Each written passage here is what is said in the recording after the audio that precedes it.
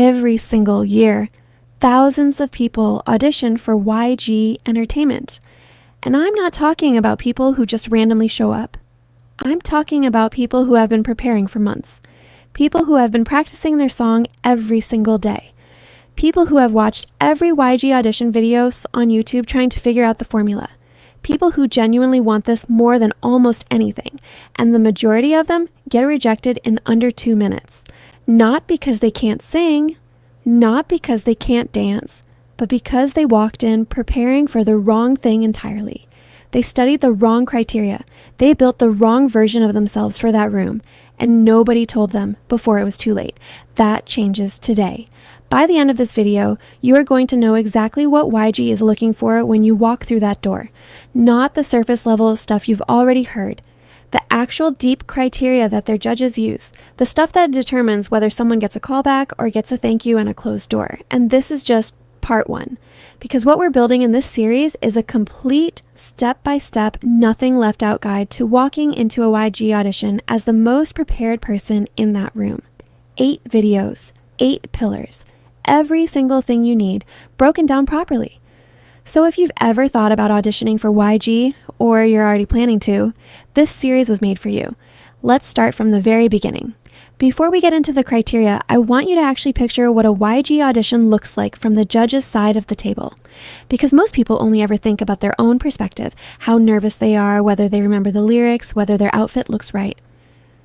But if you understand what the judge is experiencing, everything changes. A judge at a large open audition is sitting in that seat for hours. They're watching person after person walk in, introduce themselves, perform, and walk out. And here's the reality. After the first hour, most performances start to blur together. Not because the people aren't talented, but because most people are doing the exact same thing in the exact same way with the exact same energy. Safe song choice, decent technique, nervous energy hidden behind a rehearsed smile. Now imagine you're that judge and someone walks in and something's just different. You can't immediately explain what it is, but you're sitting up straighter. You're paying attention differently. There's something about this person that makes you want to know what happens next. That is the entire game. YG judges are not sitting there with a checklist going. That is not how this works. They are responding to something much more instinctive than that. They are asking themselves one question above everything else. Does this person have something? And your entire job in that audition room is to make the answer to that question an undeniable yes. Everything we cover in this series is in service of that one goal, but to get there, you first need to understand exactly what something means to YG specifically, because it means something different to them than it does to SM or JYP or any other label, and that distinction matters more than most people realize. YG Entertainment was built on a very specific creative philosophy, and it has never really changed since the beginning. Young Hyun-suk built this label with a vision rooted in hip-hop, R&B, and raw artistic identity. Not polished perfection, not manufactured cuteness. Grit, authenticity, swagger, and a specific kind of coolness that you cannot fake. Look at every major artist that has come out of YG. Big bang. 5 completely different personalities, none of them your typical idol, all of them utterly magnetic. 2, NE1. They didn't look or sound like anyone else in the industry at the time, and that was completely intentional. Blackpink, technically excellent, but more than that, every single member has an individual presence that hits you before they even sing a note. Winner, Icon, Treasure, all of them carry that same underlying energy even though they all sound completely different from each other. The thread running through every single YG artist is not a sound, it's not a look, it's a feeling.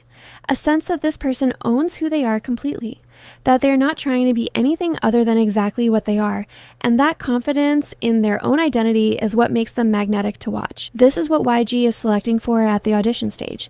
They are not looking for the most technically perfect singer. SM has that lane covered. They are not looking for the most precise dancer. There are other labels that prioritize that above everything else. YG is looking for the person who walks in and makes you feel something before you can even intellectually explain what's happening. And this is where I need to say something that might go against what you've been told before. YG is not looking for someone who fits a mold. They're looking for someone who breaks it. They want to be surprised. They want to see something they haven't seen before.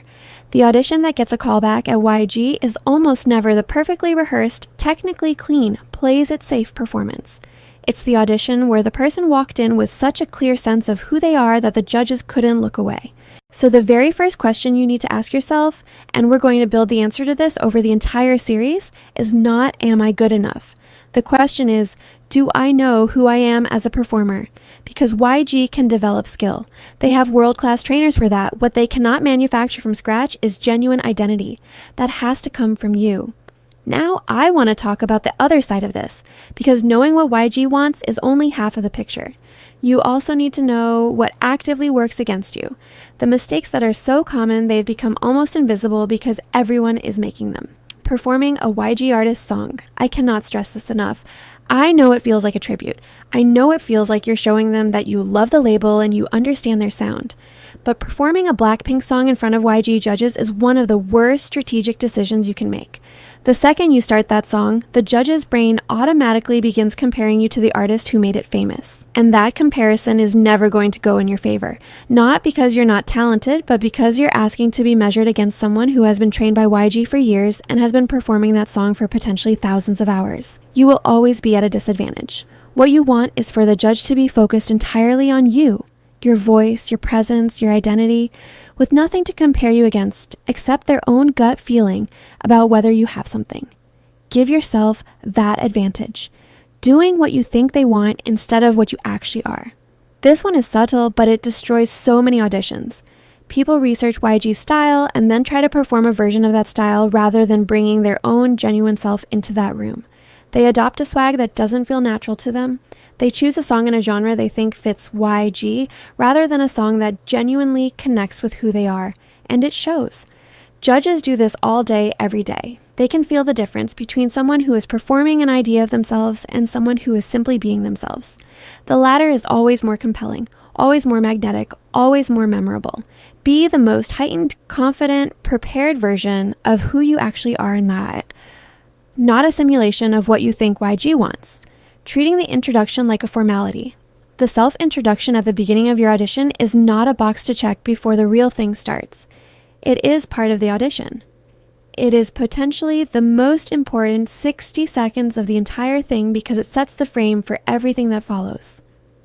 If you walk in and give a flat, nervous, forgettable introduction, the judge is already in a certain mindset by the time your performance begins.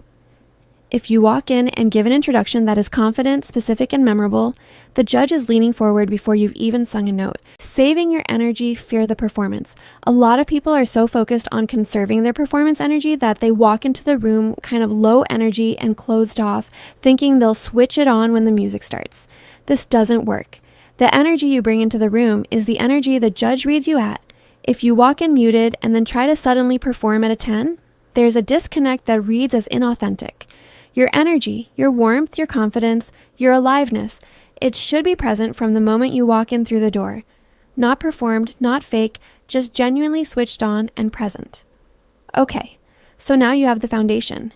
You know what YG is actually looking for, you know the common mistakes that are working against most people, and you understand why this label requires a specific kind of preparation that's different from any other audition you might have done before. Here's what we're building over the next 7 videos.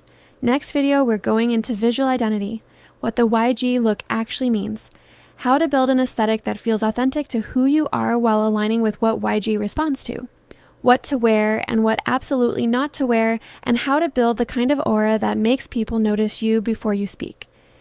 Then we're going into movement and dance, specifically the YG movement style, what makes it different from other idol training styles, and how to bring that energy into your own body even if hip-hop isn't your primary background.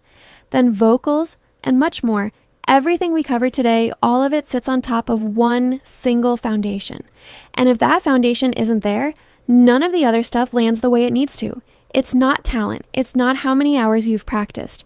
It's not your natural ability or what you look like or what your vocal range is. It's something that every single major YG artist has had from the very beginning. Something that Young Hyun-suk himself has talked about in interviews. Something that you can actually build, but only if you know what it is and you know how to develop it intentionally. And that's exactly where we're starting in video 2, because the visual identity work we're doing in that video goes so much deeper than what to wear to your audition. It starts with this foundation, and once you understand what it is, you're going to look back at every YG artist you've ever loved and see them completely differently. Part 2 is coming soon. Subscribe and turn the bell on because this series builds on itself, and missing a video means missing a piece of your prep. I'll see you there.